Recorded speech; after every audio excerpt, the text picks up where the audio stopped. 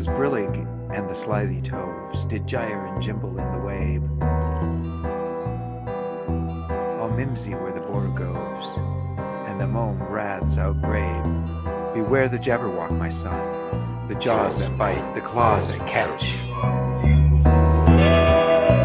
Beware the jubjub bird, and shun the frumious bandersnatch. He took his vorpal's sword in hand, long time the manxome foe he sought.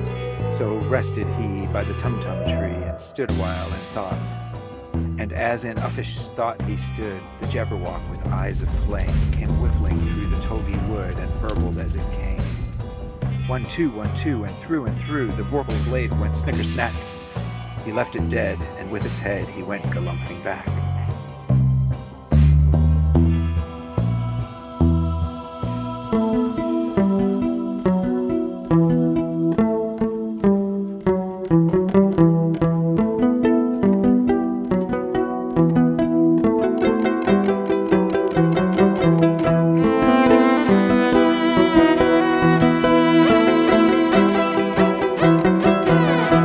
Listeners out there in the hinterlands, welcome back.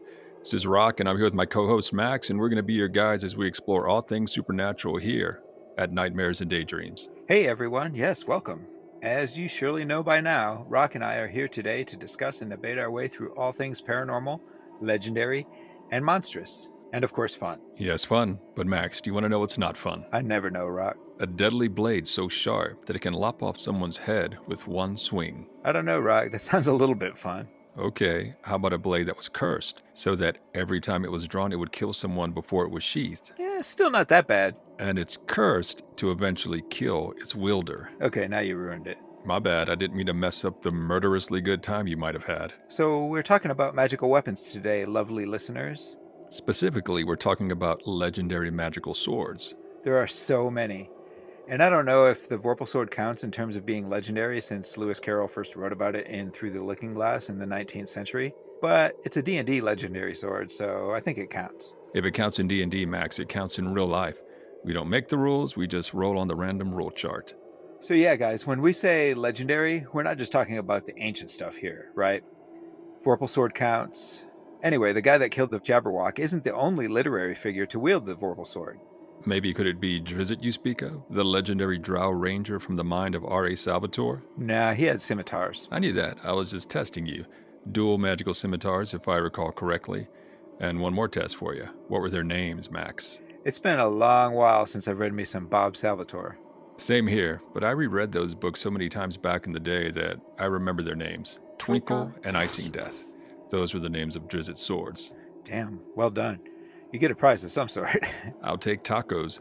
So who were you referring to earlier when you said there was another literary figure to wield the Vorpal Sword?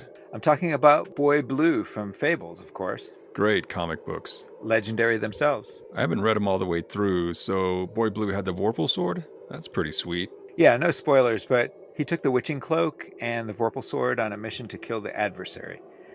If you want to know what happens, you're just going to have to read the Fables, folks. Worth it. I need to finish those now that the series has ended. You definitely do. Bill Willingham, one of our greatest supporters. Yeah, right there alongside Will Smith, who we mentioned in Jin. Exactly. Bill Willingham is the genius who wrote the series, and I'll read anything he puts out. Agreed. All right, Max, on to legendary swords. Or to literary blades. Like the lightsaber.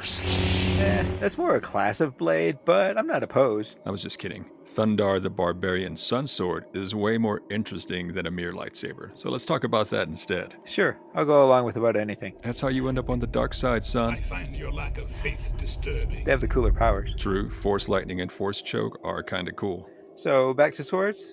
If we say magic sword, what's the first one you think of? Thundar's Sun Sword. That sword kept him, Ukla the Mok, and Princess Ariel safe from all the mutants that inhabited the Earth in the year 1995. Be serious, son. Joking, but 95 was a good year. Okay, I gotta say Excalibur. King Arthur's blade, always the first one that springs to mind. Yeah, that's a big one. Maybe the big one. The sword Arthur drew from the stone. Or is it? There are conflicting stories around the origin of the blade, actually.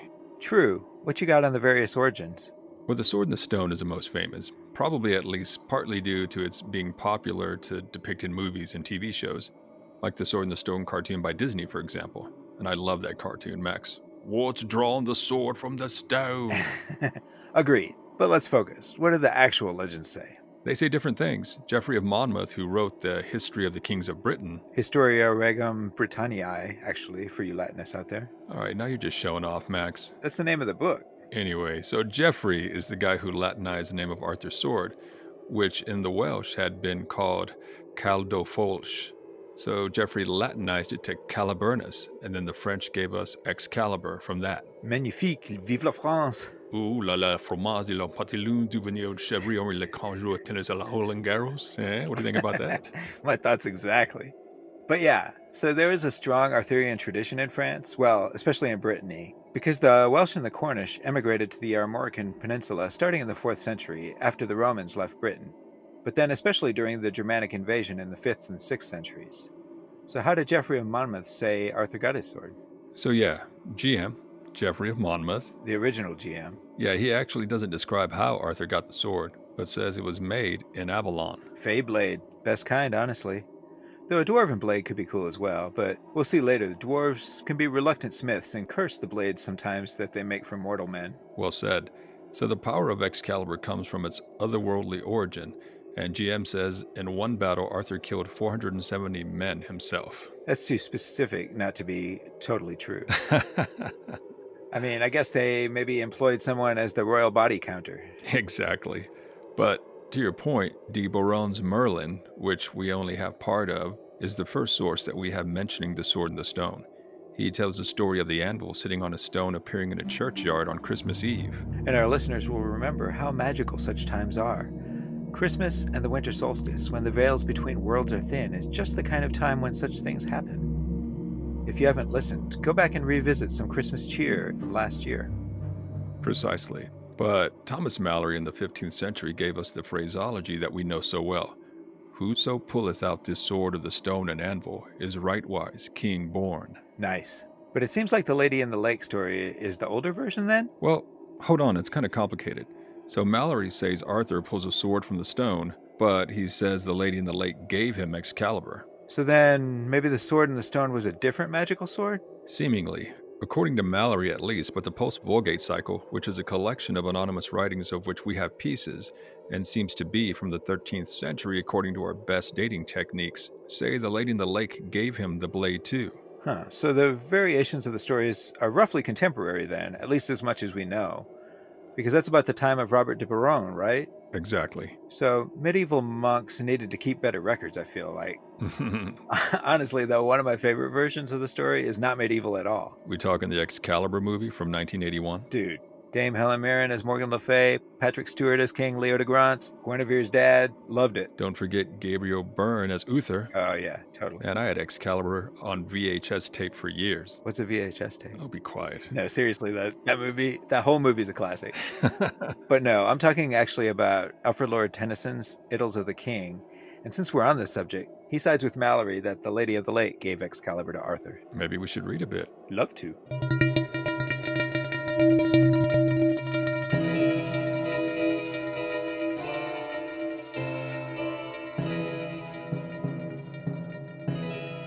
Down from the casement over Arthur smote flame-colored vert and azure in 3 rays, one falling upon each of 3 fair queens who stood in silence near his throne.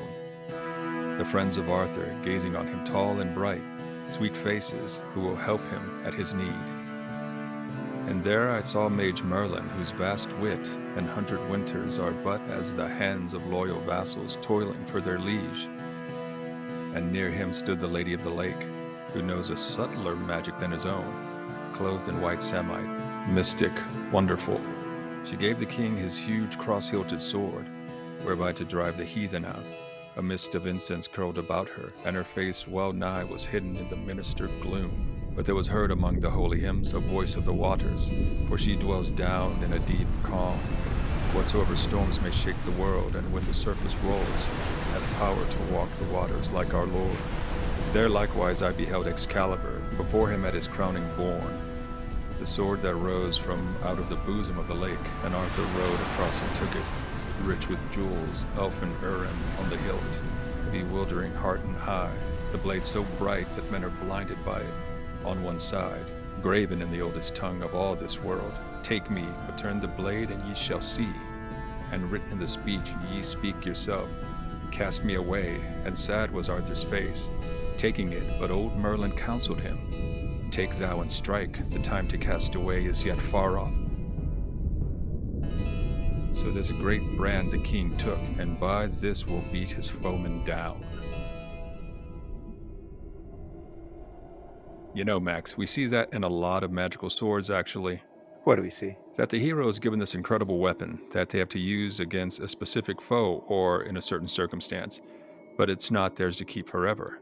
It's almost like the hero and the blade are mere tools of destiny. True. That makes me think of one you alluded to in the intro, Tyrfing. Perfect example. Yeah, the dwarves made the blade for Svafrlami, who was a grandson to Odin himself. Well, he forced them to. True, yeah, he trapped Dvalin and Durin and compelled them to make him a magic sword.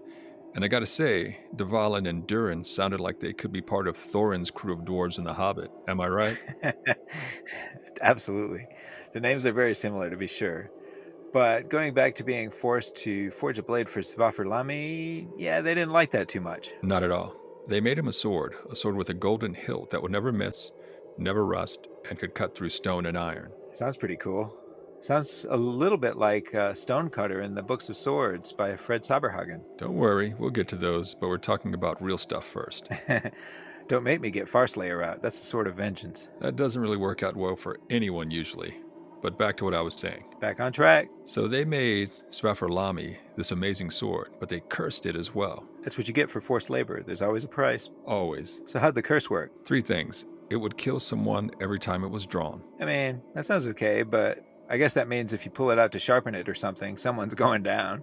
Yeah, right, exactly. So what else? It would be the cause of 3 great evils. Sounds ominous, but also very vague. Super ominous. And yeah, we don't want to get into the whole story, which is quite long, but a lot of good people died along the way. Including? The third part of the curse? Oh, right. Okay, the third part of the curse was that the wielder of the blade would himself be slain by it. Now see, that's the real downer. Right. Svafrlami thought so too. He tried to kill Dvalin, the dwarf smith, with the sword, but he disappeared into the mountain and the king just stabbed his blade through a boulder. At least it could cut boulders. Yeah, that's a mighty power right there. Impressive, but kind of useless. Unless, of course, you're fighting a stone golem or something. Good point. So just real quick, because there are a ton of magical swords out there, and we were just knee-deep in Irish myth last episode when we talked about leprechauns, I'd like to bring up the legendary Irish sword called Fragarak. Okay, is that the sword of Manannán Mac Lir, the Irish god of the sea? Damn, well done. Yeah, according to the lore, Fragarak, also known as the Answerer or the Retaliator, was the blade of Manannán Mac Lir. It was called the Answerer because when Fragarak was held at the throat of an enemy, that enemy could speak no untruth. Yeah, I'm not sure if that would be the magic of the sword itself or just the fact that you have a sword at your throat.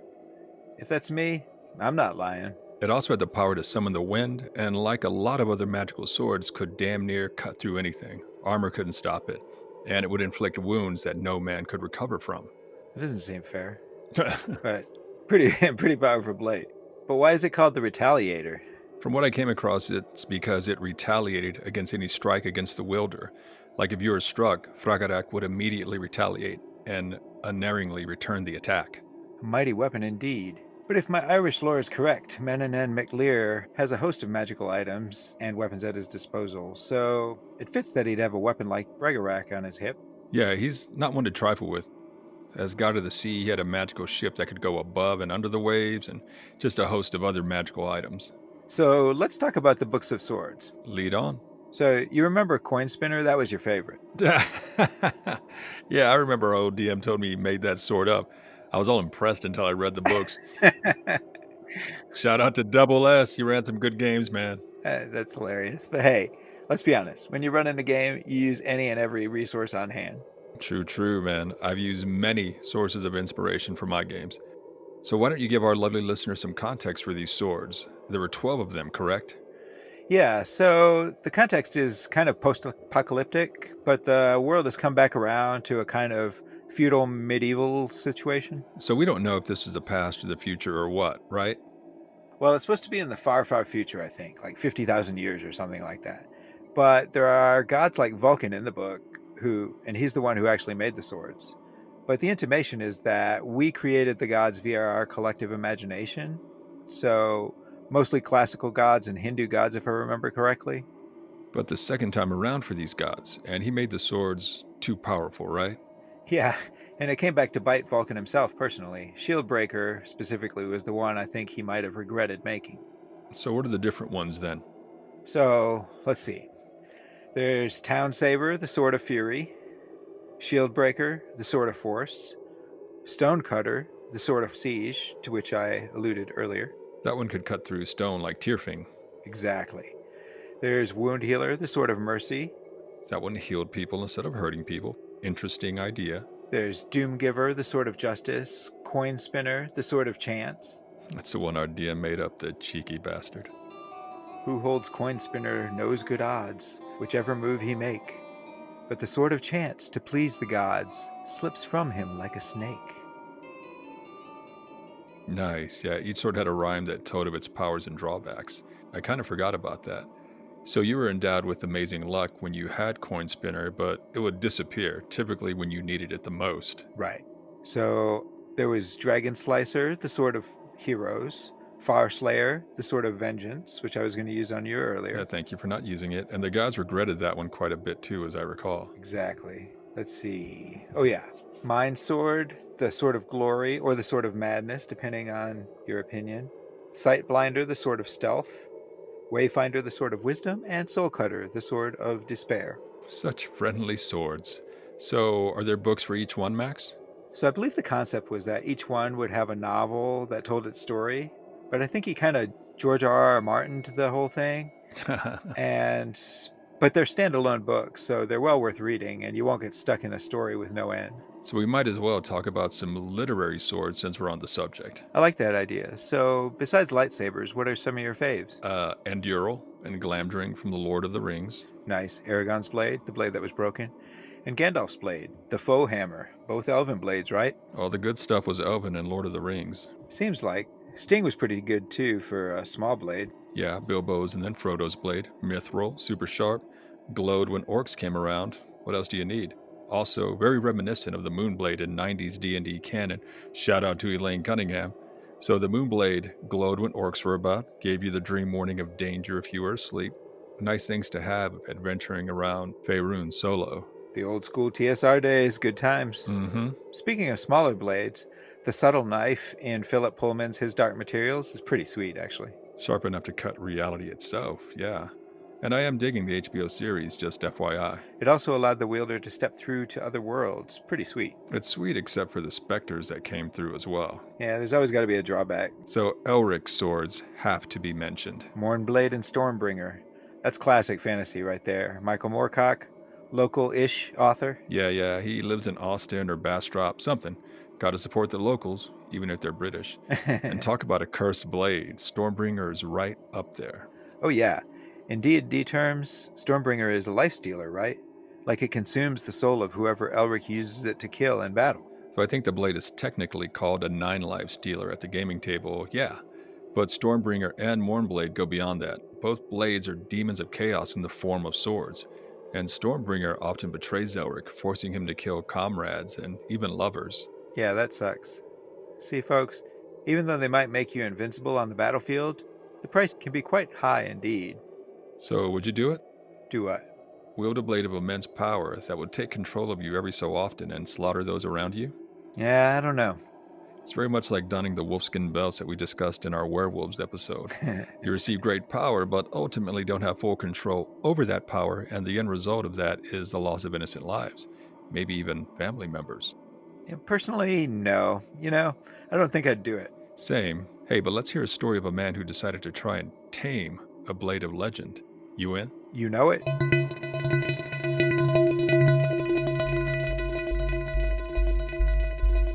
Of all the magic weapons created by smiths, both fey and mortal, swords were the proudest. The sword was an instrument of destruction. Unlike the axe or the bow, which could be used in farming and hunting, the sword had only one use: to kill other men.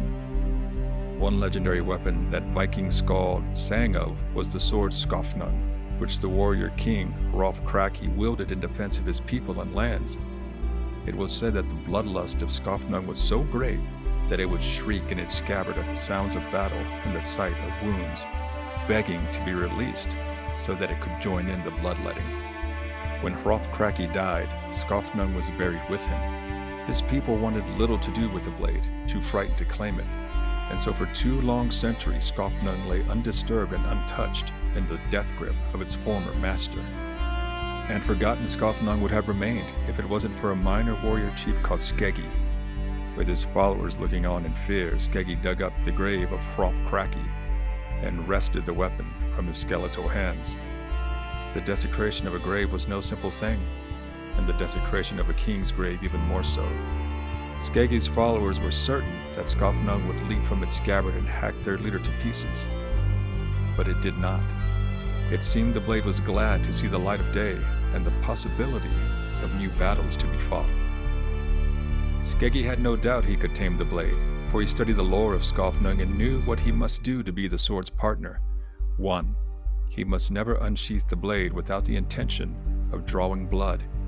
If he did, and there was no blood to be drawn, he must shed his own blood in order to slake the sword's thirst. 2. The sun should never be allowed to shine fully on the handle of Skofnung. 3. The eyes of a woman should never rest on the unsheathed blade. All these rules Skeggi followed and so became unstoppable on the battlefield, and he and his people enjoyed a period of wealth and prosperity brought on by the cursed sword. One day Skeggi's boon companion Cormac asked Skeggi to borrow the blade to fight a duel.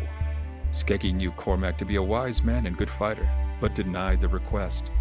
Yet Cormac was relentless, repeating the folklore wielding Skofnung. Finally, Skeggi relented and lent his follower the magic blade. But treasures have a way of making wise men foolish, and Cormac began breaking the rules of wielding Skofnung almost immediately. He unsheathed the blade in full bright sunshine in front of his mother, boasting of the exquisite weapon his chieftain had lent him.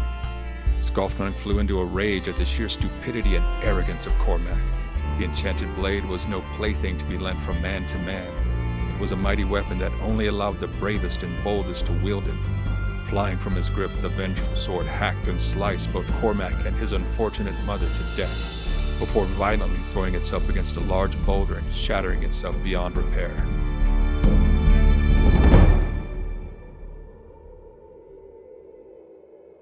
Dang, the sword committed suicide. It's like Skofnung was still so pissed after killing Cormac and his poor mom that the only way to alleviate its anger was to shatter itself. Sucks for Skeggi. He never should have lent that sword to his boy. True, Cormac sounded like he knew what he was talking about, but as soon as he had the blade in his hand, he lost his damn mind. Look, Mom, a cursed blade that will make me invisible in my upcoming duel. The idiot. What do we learn here today, people? Don't lend your magical weapons to your friends, okay? Yeah, no matter how much they seem to know the lore surrounding it. All right, Max, so let's go back to other magical swords, shall we? Let's do it. So we can't forget the Sword of Shannara. Old school. I don't remember what that sword did, but I guess it was pretty good since the book is named after it. Terry Brooks read that way back in the day as well. If I recall correctly, the Sword of Shannara has the power to reveal the truth about anyone or anything. Handy power, that. Agreed. And the show, did you ever watch that show? Nah, I think it's on MTV, right? Not your typical fantasy venue. I saw the first season, and I'm sure some folks liked it enough. It had at least one more season. You know, I think our audience would not be happy if we didn't mention at least some of the magic swords from George R.R. Martin's Game of Thrones, am I right? Ah yes, speak to us of swords, Max, wrought of the legendary Valyrian steel. Well, as you know, Valyrian steel swords, along with dragonglass, are the only things that can kill White Walkers entirely, which, you know, is a good thing. Yeah, not so much for the White Walkers, but yeah. And what are some of the names of these legendary swords? All us Stark fans will remember Ice, Mm-hmm. the ancestral greatsword held by Ned Stark until it was used to chop his head off. Not cool, damn that Joffrey. Yeah, the one thing about Ice is that it was used to create 2 other swords. Tywin Lannister melted Ice down and had Oathkeeper and Widow's Wail made. Those blades were used by Jaime and Joffrey Lannister, respectively. Longclaw is the one that stuck out for me. Former House Mormont sword given to Jon Snow, Yeah, there's also Heartsbane, the sword of House Tarly. which Sam gave to Jorah Mormont to be used during the Battle of Winterfell. Man, I really liked Sam's character. He was so friendly. Ditto. Okay, let's get back to real magic swords. Real legendary, anyway. True. Let's speak of Graham, the Sword of Sigurd. Ah, yeah. Love me some Volsung saga. Sigurd used the sword Gram, which means wrath in Old Norse, to kill the dragon Fafnir. Gram is described as being all decked with gold and beaming bright. As a sword of legend should be. Also, like many other swords of legend, it was a boon from the gods, Odin in this specific case. Man, you always got to watch out for a gift from that guy. In the guise of a mortal man, he embedded the sword into a tree that was growing in the middle of where a wedding feast was taking place and said something along the lines of, "Whoever pulls the sword will receive it as a gift from me and find out that it's an awesome sword." I'm paraphrasing here. You could have fooled me. That sounded very Norse. Also, very Excalibur-like, pulling the blade from the tree. Very akin to the sword in the stone. True, like a test of strength and character to prove your worthiness to wield the weapon. Okay, so Gram was a blade created by Odin, and I imagine a hero pulled it from the tree? Yeah, Sigmund drew it. And long story on how the sword eventually makes its way into the hands of his son Sigurd, and how Sigurd eventually gets the sword reforged by the treacherous dwarf Regin to kill the dragon Fafnir. You gotta go read the Volsung saga, people. Very cool. Agreed. And I like the whole sword that was broken theme. Tolkien borrowed that with Narsil and used it to perfection, might I add. Exactly. You ready for another story? Yeah, let's do it.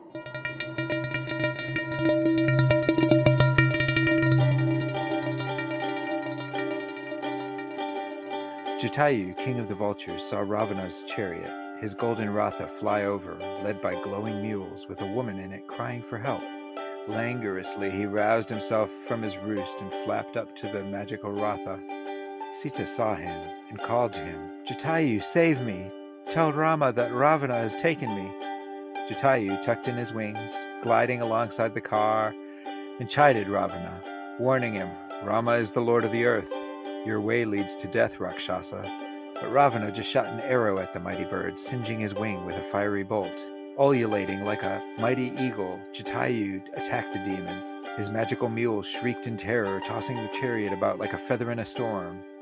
Jatayu was old, but from an ancient and noble bloodline. He was willing to die to stop the Rakshasa from kidnapping Sita.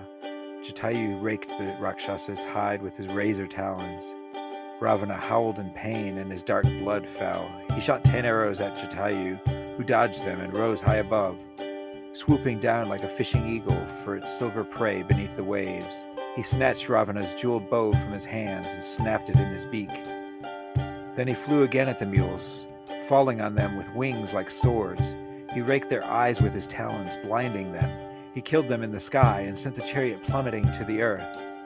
Just before it shattered on the rocks, Ravana snatched Sita in his arms and leaped out, setting her down. Eyes lit as if on fire, he roared and drew his great curved sword Chandrahas, the moon blade of Shiva. Jatayu swooped down again, but growing tired now, for he was ancient. With 2 strokes of his blade, Ravana sliced off mighty Jatayu's wings. The eagle fell, blood spouting from his wounds, dying. Screaming, Sita ran to the fallen Jatayu, his blood drenching her clothes as she embraced him. She kissed him again and again, crying, "Oh Jatayu, you have died for me."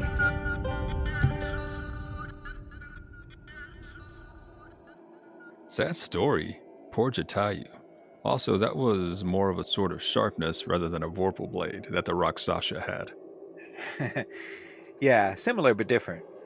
For you youngins, the Sword of Sharpness goes back to the first edition of Dungeons & Dragons, where it was differentiated from the Vorpal sword because it randomly severed an extremity, arms, legs, or head, whereas the Vorpal sword only cut off the head. And I don't know if you remember this, but in first edition, all Swords of Sharpness were chaotic. Well, then I don't think Ravana could have wielded it, because in first edition Monster Manual, Rakshasas were lawful evil. In fact, I think they've stayed lawful evil through every edition of D&D. Obviously, Chandrahas is just a unique artifact rather than a true Sword of Sharpness. I'm glad we cleared that up for all you folks out there. I'm sure they're going to sleep better. Guys, send us any and all gaming questions, and we will settle the gaming table disputes free of charge. And our word is final. Well, with that mystery solved, I think we've about wrapped things up today. I think we have. So, guys and gals, please rate and review us on Apple Podcast or whatever platform you listen to us on. And, just to be clear, those are 2 separate things. Rating us 5 stars is super helpful, but your kind words in a review are just the best. Yeah, we joke around a lot, but to be serious, just for a sec, they help us tremendously. Also, send us a tweet, find us on Facebook, and visit our website at nightmarespodcast.net. Holler at your boys, why don't you? And don't forget, the bard of our show, Teresa Joy, created our theme music and helps give us such a unique and professional sound. She has a new album out as well. Go follow her on Facebook and Instagram at Viobrite, Viobrite, and check out all of her music at teresajoymusic.com. But for now, that's going to do it. So sheath your blades, lovely listeners, and let's take care of each other out there in these uncertain times. And as always, Sweet dreams.